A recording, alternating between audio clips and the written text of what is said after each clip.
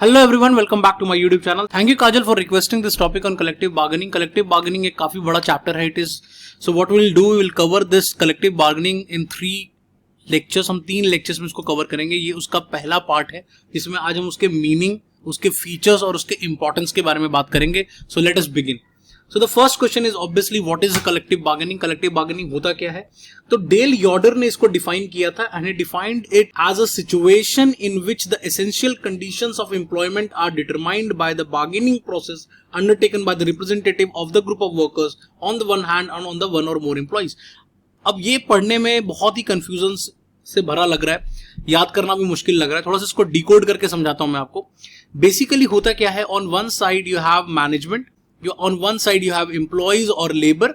अब इन दोनों के बीच में किसी ना किसी बात को लेकर हमेशा कंफ्लिक्ट होता रहता है।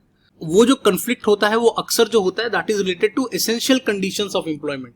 तो वो बेसिकली एम्प्लॉयमेंट के जो एसेंशियल कंडीशंस होते हैं उसको लेकर के इनके बीच में कंफ्लिक्ट होता है, और उस कंफ्लिक्ट को रिजॉल्व करने के लिए हम एक बार्गेनिंग प्रोसेस का इस्तेमाल करते हैं। बार्गेनिंग प्रोसेस का मतलब यहां पर ये होता है कि मैनेजमेंट के कुछ लोग और एम्प्लॉय के साइड के कुछ लोग, रिप्रेजेंटेटिव्स, इकट्ठे बैठ करके बातचीत करते हैं और उस मैटर को रिजॉल्व करने की कोशिश करते हैं, उस कंफ्लिक्ट को रिजॉल्व करने की कोशिश करते हैं।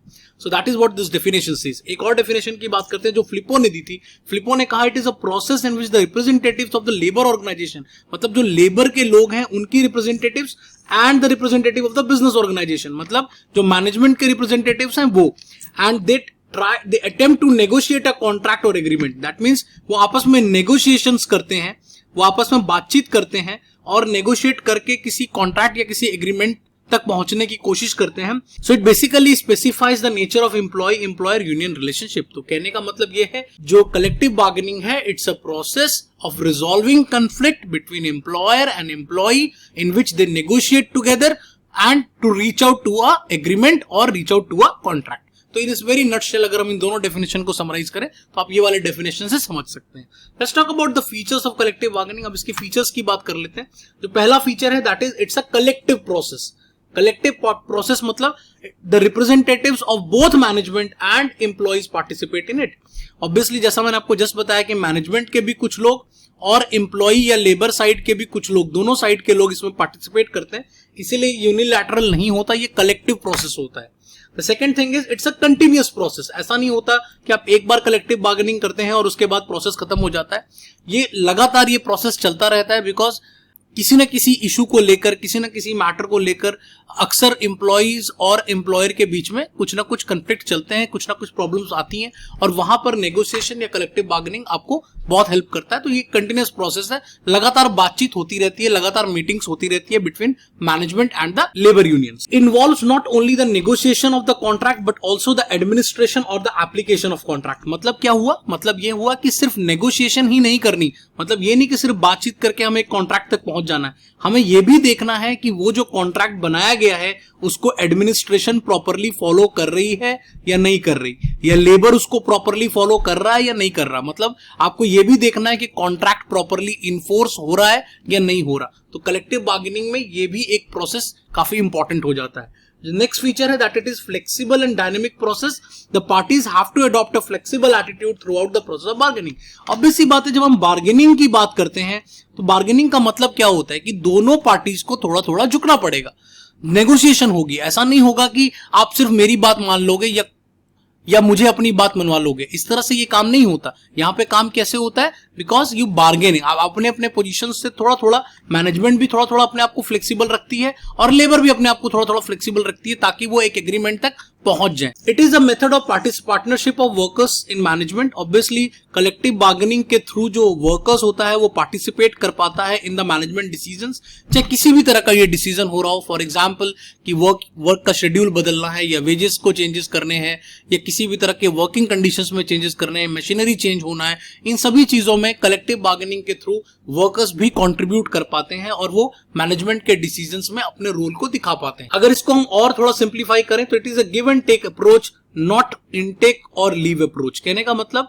ये गिव एंड टेक है, मतलब आप कुछ देंगे, सामने वाला भी आपको कुछ देगा, इस तरीके से ये चलता है, रादर देन कि मैं ये सोच लूं कि मैं सब कुछ ले लूं या ये मैं सोच लूं कि या मैं छोड़ के चला जाऊं। ऐसा नहीं होता। ये एक नेगोशिएशन प्रोसेस है, ये एक प्रिवेंटिव मशीनरी है, it's not a settlement machinery. ये बहुत इंपॉर्टेंट पॉइंट है और कई बार आपको ऑब्जेक्टिव क्वेश्चंस में आ भी जाता है कि कलेक्टिव बार्गेनिंग क्या है। कलेक्टिव बार्गेनिंग एक प्रिवेंटिव मशीनरी है कि कंफ्लिक्ट होने से या कंफ्लिक्ट और ज्यादा बढ़ने से रोकता है, क्योंकि नेगोशिएट करके आप कहीं ना कहीं एक पॉसिबल सॉल्यूशन तक पहुंच जाते हैं। It is an attempt in achieving and maintaining the discipline in the industry, कि अगर आपको इंडस्ट्री में डिसिप्लिन को बनाए रखना है, अगर आप हार्मोनी को बनाए रखना चाहते हैं, कोऑपरेशन को बनाए रखना चाहते हैं, तो कलेक्टिव बार्गेनिंग आपकी काफी हेल्प करता है। कंटिन्यूअस प्रोसेस है, डायनेमिक प्रोसेस है, पार्टिसिपेट कराता है वर्कर्स को, और एक नेगोशिएशन करके हम किसी न किसी सॉल्यूशन तक पहुंच जाते हैं with the help of collective bargaining. Let's talk about the importance at 3 different levels. Collective bargaining का डिफरेंट लेवल्स पे इंपॉर्टेंस है। जैसे क्या है, पहला एम्प्लॉइज के लिए क्या इंपॉर्टेंस है, सेकंड एम्प्लॉयर्स के लिए क्या इंपॉर्टेंस है, and third one is society के लिए क्या इंपॉर्टेंस है। तो ऐसा करते हैं कि हम तीनों को सेपरेटली कवर करते हैं। Let's begin with the first one and that is for the employees. तो एम्प्लॉइज को क्या इंपॉर्टेंस फील होती है बिकॉज ऑफ कलेक्टिव बार्गेनिंग, उसके बारे में बात करते हैं। The first importance is that it gives you a sense of self respect and belongingness among employees. Obvious सी बात है, एम्प्लॉइज जो होते हैं वो कलेक्टिव बार्गेनिंग के प्रोसेस के थ्रू कहीं ना कहीं मैनेजमेंट के डिसीजंस में कंट्रीब्यूट कर पाते हैं, प्लस मैनेजमेंट से बातचीत करते हैं, पार्टिसिपेट करते हैं, और इस वजह से उनकी जो बिलोंगिंगनेस होती है और उनका जो सेल्फ रिस्पेक्ट होता है वो काफी बढ़ता है। मतलब मैनेजमेंट यहाँ पे डायरेक्टली कोई डिसीजन लेकर आपको एक्सप्लॉइट नहीं कर सकती, आप उनके साथ नेगोशिएट कर सकते हैं, उनके साथ बात कर सकते हैं, तो एम्प्लॉय को एक सेल्फ बिलोंगिंगनेस फील होती है। The second importance is bargaining power जो होती है वो आपकी बढ़ जाती है as a group. As an individual अगर मैं शायद अपने मैनेजमेंट के पास जाऊंगा तो हो सकता है मैनेजमेंट मेरी बिल्कुल भी बात ना माने, बट अगर हम एज अ ग्रुप जाते हैं, एज अ यूनियन जाते हैं, तो ऑब्वियसली उन पे प्रेशर बढ़ता है और उन्हें लगता है कि अगर इतने सारे लोगों की बात नहीं मानी गई तो आगे चलकर स्ट्राइक हो सकता है, आगे चल के लॉकडाउन हो सकता है। तो उन चीजों का ध्यान में रखते हुए ये आपकी बार्गेनिंग पावर को भी बढ़ा देता है। Third one is it increases the morale and productivity. As जैसा मैंने आपको जस्ट बताया कि सिंस बिलोंगिंगनेस आपका बढ़ जाता है तो उससे आपकी मोरल भी बढ़ता है, आपकी कमिटमेंट भी बढ़ती है, प्लस आपको ये पता होता है कि कोई भी डिसीजन लिया जाएगा तो उसमें हमें भी पार्टिसिपेट करने का मौका मिलेगा। ऐसा नहीं होगा कि वो डिसीजन यूनिलैटरली ले लिया जाएगा। Second, it strengthen the power of trade union. Trade union की पावर्स को बहुत बढ़ा देता है कलेक्टिव बार्गेनिंग, बिकॉज मैनेजमेंट कोई भी डिसीजन अपने लेवल पे नहीं ले सकती, आपको कहीं ना कहीं नेगोशिएशंस में जाना पड़ेगा, फिर ट्रेड यूनियन के भी कुछ टर्म्स एंड कंडीशंस को मानना पड़ेगा जो शायद मैनेजमेंट कंसीडर नहीं करती अगर कलेक्टिव बार्गेनिंग नहीं हो। Management can not take unilateral decision. जैसा मैंने आपको जस्ट बताया कि मैनेजमेंट जो है वो यूनिलैटरल डिसीजंस नहीं ले सकती, वो एक्सप्लॉइट नहीं कर सकती, उसको नेगोशिएट करना पड़ेगा, उनको बातचीत करनी पड़ेगी, एक एग्रीमेंट साइन करना होगा, एक कॉन्ट्रैक्ट बनाना पड़ेगा, ये सारी चीजें उनको करनी पड़ेगी सो दैट कि एम्प्लॉइज को वो खुश रख सके। Let's talk about the contribution importance for the employers. अब एम्प्लॉयर्स के लिए क्या फायदेमंद है इसमें?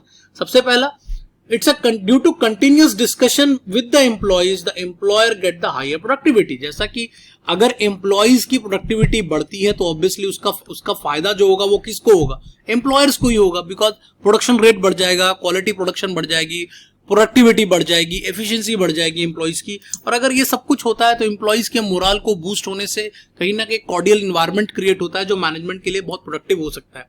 Second one is it is easier for the management to resolve any issue at the preventive level. जैसा मैंने आपको जस्ट बताया कि कलेक्टिव बार्गेनिंग एक प्रिवेंटिव मशीनरी है। दैट मीन्स कि मैनेजमेंट से लगातार चूंकि आप डिस्कशन करते रहते हो वर्कर्स के साथ, तो गैप क्रिएट नहीं होता, कोई कम्युनिकेशन गैप नहीं होता, इसलिए आप जो इश्यूज होते हैं या किसी भी तरह का छोटा मोटा कंफ्लिक्ट होता है आप उसको इजिली रिजॉल्व कर सकते हो बातचीत करके, नेगोशिएट करके। Third is it reduces the gap between top and bottom level of the management hierarchy.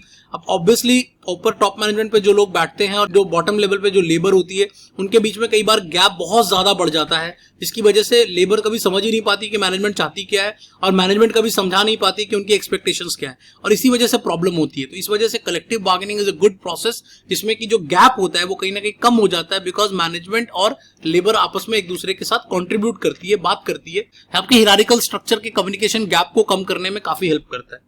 Plus it reduces the turnover rate. Obviously अगर एम्प्लॉइज मोरल हाई फील करेंगे, मोटिवेशन हाई है, belongingness ज्यादा है, सेल्फ रिस्पेक्ट मिल रहा है उनको, तो वो क्यों छोड़कर जाएंगे, आपके ऑर्गेनाइजेशन में और ज्यादा काम करने में बिलीव करेंगे। ये तो फायदा हो गया एम्प्लॉयर का। अब इसके अलावा सोसाइटी को क्या फायदा होता है कलेक्टिव बार्गेनिंग से, उसके बारे में बात कर लेते हैं।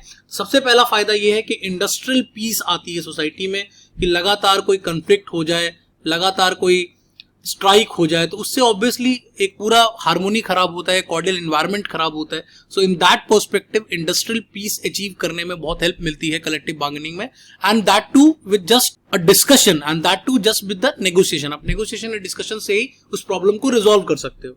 Second, it controls the exploitation of workers from the management. अगर कलेक्टिव बार्गेनिंग का प्रोसेस नहीं होगा तो ऑब्वियसली मैनेजमेंट जो है वो वर्कर्स को एक्सप्लॉयट कर सकती है with their powers in their hand, उनको डरा सकती है, धमका सकती है. तो उस सिचुएशन में जो कलेक्टिव बार्गेनिंग है वो एज अ सोसाइटी कोई बहुत अच्छा काम करती है कि वो वर्कर्स को एक्सप्लॉइट होने से बचाती है, जो एज अ सोसाइटी भी बहुत इंपॉर्टेंट है. Collective bargaining also contribute in the economic and social development of the country, as because जितने भी लेबर काम कर रहे हैं उनकी इकोनॉमिक डेवलपमेंट, उनका एक सोशल डेवलपमेंट होना काफी इंपॉर्टेंट है, और उसके लिए मैनेजमेंट का बहुत रोल है. So in that situation management अगर अपना रोल सही तरीके से प्ले करेगी तो ऑब्वियसली एक सोशियो इकोनॉमिक डेवलपमेंट भी होगा. सो इन दैट सिचुएशन सोसाइटी को कलेक्टिव बार्गेनिंग से काफी फायदा होता है.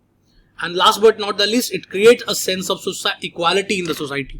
Obviously, equality बहुत important है, और that means जो workers और चाहे different level of workers की हम बात करें, चाहे worker और management की बात करें, अगर वहां पर एक equality exist करती है, एक discipline exist करता है, तो obviously उससे एक society में भी equilibrium exist होता है. So I hope कि आपको ये सारा टॉपिक क्लियर हो गया होगा. कलेक्टिव बार्गेनिंग का मीनिंग क्या है, उसका फीचर्स क्या है, उसके इंपॉर्टेंस क्या है. अगले सेशन में हम टाइप्स के बारे में बात करेंगे, कलेक्टिव बार्गेनिंग का टाइप्स क्या है. अगर कुछ भी अच्छा लगा हो तो सब्सक्राइब, लाइक एंड शेयर. अगले लेक्चर्स में फिर मुलाकात होगी. Thank you for watching.